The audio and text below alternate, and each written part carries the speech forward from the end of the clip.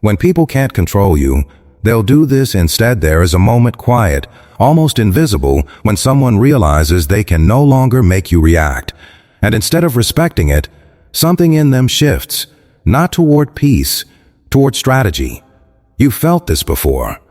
You set a boundary, calmly, without anger.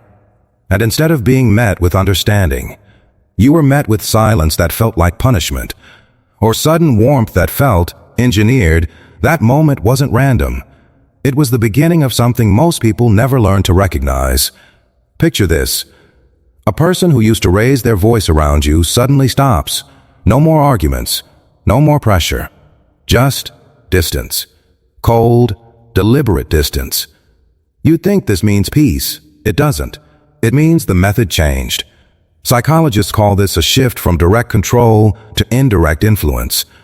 When manipulation stops working through confrontation, the human mind, driven by an old evolutionary wiring for social dominance, doesn't give up. It adapts. Carl Jung believed that what we refuse to express consciously doesn't disappear.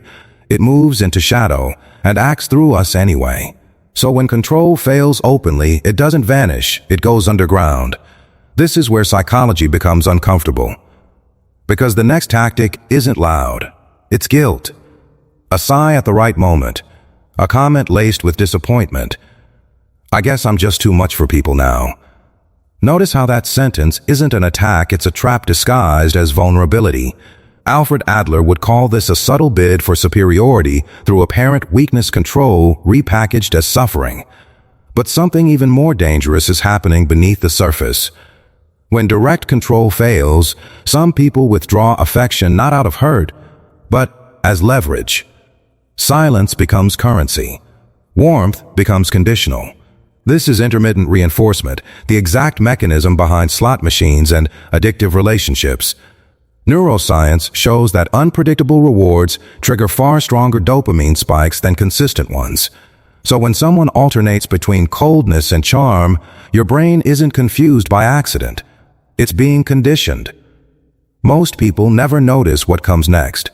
The final shift is the most disorienting, reframing your strength as a flaw. You've changed. You're so distant now. You used to be easier to talk to. This isn't observation, it's an attempt to make growth feel like loss, so you'll trade your boundaries for approval again. It works because humans are wired for belonging above almost everything else. Being disliked, even briefly, activates the same neural regions as physical pain.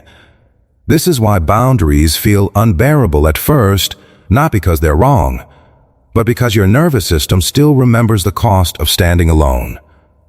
Viktor Frankl spent years observing what remains when everything external is stripped away. And what he found was this: the last human freedom is the ability to choose your response, regardless of what is done to you. That single idea is the quiet antidote to everything we've just uncovered. Because manipulation only works on a mind that hasn't yet separated its worth from another person's reaction. The moment you stop needing someone's approval to feel steady, their tactics lose their currency. Not because they stop trying, but because you stop paying. Marcus Aurelius wrote to himself, not for an audience, that the obstacle in the path becomes the path.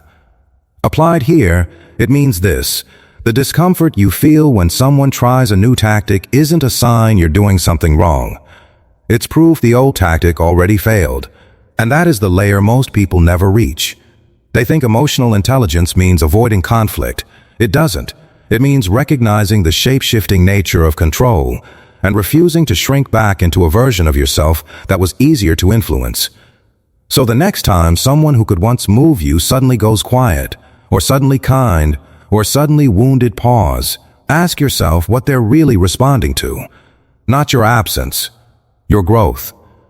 Because the real question isn't why people change tactics when they lose control. It's this: who were you becoming right before they noticed? If this kind of psychology resonates with you, consider subscribing only if you want more of this.